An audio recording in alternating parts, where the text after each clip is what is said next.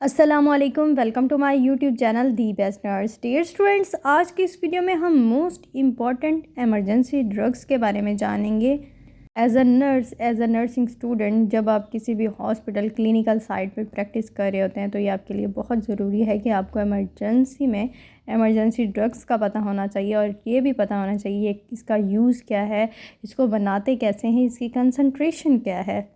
अगर आप emergency situation को अच्छे से डील कर सकते हैं तो आप एक अच्छी नर्स हैं और आप इंडिपेंडेंटली अगर कोई इमरजेंसी सिचुएशन आ जाती है तो आप उसको भी डील करने की सलाहियत रखते हैं। तो अब हम कुछ इंजेक्शंस, उनकी डोजेज, उनकी रूट्स और उनके यूजेस देखते हैं। सबसे पहले है इंजेक्शंस लासिक्स, जिसको हम फ्रूसामाइड कहते हैं। इसकी डोजेज होती है 20 mg पर 2 ml। देते हम किस रूट से हैं, आईवी देते हैं या इंट्रामस्कुलर देते हैं। इसके यूजेस हैं, ये हाइपरटेंशन के लिए इमरजेंसी सिचुएशन में अगर किसी का आउटपुट, यूरिन आउटपुट नहीं आ रहा, उसको इंक्रीज़ करने के लिए हम देते हैं। याद रखें, इनका शॉर्ट एक्टिंग इफ़ेक्ट होता है, हम इमरजेंसी सिचुएशन में देते हैं। और दूसरे नंबर पर हम डिस्कस करते हैं इंजेक्शन एट्रोपिन, जिसकी डोजेज है 0.4 mg पर ml या फिर 1 mg पर ml भी होती है इसकी कंसंट्रेशन। इसको हम ऐसे भी दे सकते हैं या थोड़ी डोलेशन भी दे सकते हैं। इसको हम IM दे सकते हैं, IV दे सकते हैं या सबकुटेनियस रूट से दे सकते हैं। और ये इमरजेंसी सिचुएशन में जब हार्ट रेट बहुत कम हो जाता है, यानी ब्रेडिकार्डिया हो जाता है, ये एंटीडोट ऑर्गेनोफॉस्फेट पॉइजनिंग के लिए भी यूज़ होता है। तीसरे नंबर पर आता है इंजेक्शन डिजॉक्सिन, जिसकी डोजेज है 0.5 mg पर 2 ml। ये लाजमी तौर पर याद रखा करें। और ये सिर्फ और सिर्फ IV दिया जाता है और इसके यूजेस हैं कि मायोकार्डियल इन्फेक्शन हो रही है या आपको हार्ट फेलियर हो रहा है तो आप उस वक्त अपने मरीज़ को इमरजेंसी सिचुएशन में क्या देंगे, डिजॉक्सिन देंगे। सबसे इम्पॉर्टेंट इंजेक्शन KCl यानी पोटाशियम क्लोराइड, जो 25 ml का एक एम्प्यूल होता है, उसकी डोजेज 125 mg पर ml होती है। आप इसको IV इन्फ्यूजन या मिनिमम 500 ml नॉर्मल सलाइन में दे सकते हैं। याद रखें, आप कभी भी पोटाशियम क्लोराइड को डायरेक्ट सिरिंज के ज़रिए पेशेंट के IV इंजेक्ट नहीं कर सकते, बहुत हार्मफुल होता है और इवन डेथ हो जाती है पेशेंट की। और हम पोटाशियम रिप्लेस करते हैं। इसके बाद हम डिस्कस करते हैं कैल्शियम ग्लूकोनेट, जिसकी डोजेज होती है 100 mg पर ml।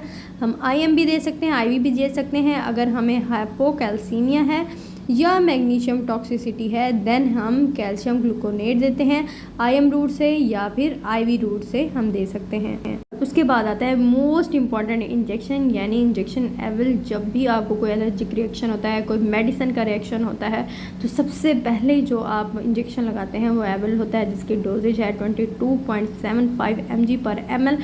आप इसको IV भी दे सकते हैं, IM भी दे सकते हैं। IV आप थोड़ी सी डिल्यूशन में फ़ौरन लगा देना चाहिए पेशेंट को। इसके बाद आता है सोडियम बाइकार्बोनेट इंजेक्शन, जिसकी डोजेज है 75 mg पर ml। इसको सिर्फ और सिर्फ आप IV यूज़ के लिए दे सकते हैं और ये अक्सर रिप्लेसमेंट के लिए यूज़ होता है। अगर आपको हाइपरकैलेमिया है या कोकेन टॉक्सिसिटी है देन आप सोडियम बाइकार्बोनेट रिप्लेस करते हैं और इसको भी हम IV इन्फ्यूजन के थ्रू रिप्लेस करते हैं।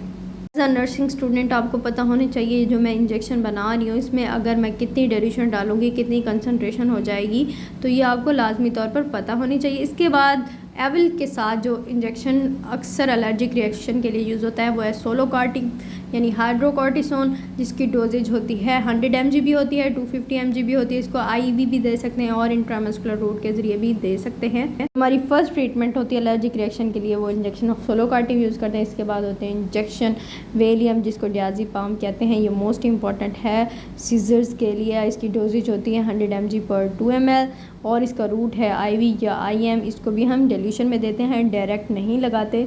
अगर आप एक अच्छी नर्स हैं तो एटलीस्ट आपको इन सारे इंजेक्शन्स की डोजेज कैलकुलेशन लाजमी तौर पर आनी चाहिए। इसके बाद है जी इंजेक्शन डेकाड्रॉन यानी डेक्सामेथासोन, जिसकी डोजेज है 4 mg पर ml। इसका रूट हम इसको IV भी देते हैं, IM भी देते हैं।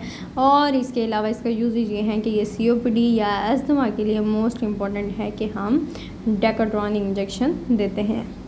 डियर स्टूडेंट्स, अभी मैंने आपसे सिर्फ और सिर्फ 10 इंजेक्शन्स डिस्कस किए हैं जो कि इमरजेंसी सिचुएशन में ज़्यादातर यूज़ होते हैं। इंशाल्लाह नेक्स्ट हम मज़ीद डिस्कस करेंगे। तो आपने अगर साथ साथ आप मेरी वीडियोस को देखते रहें तो इंशाल्लाह आपको ये क्लिनिकल साइड के लिए बहुत बेनिफिशियल साबित होगा।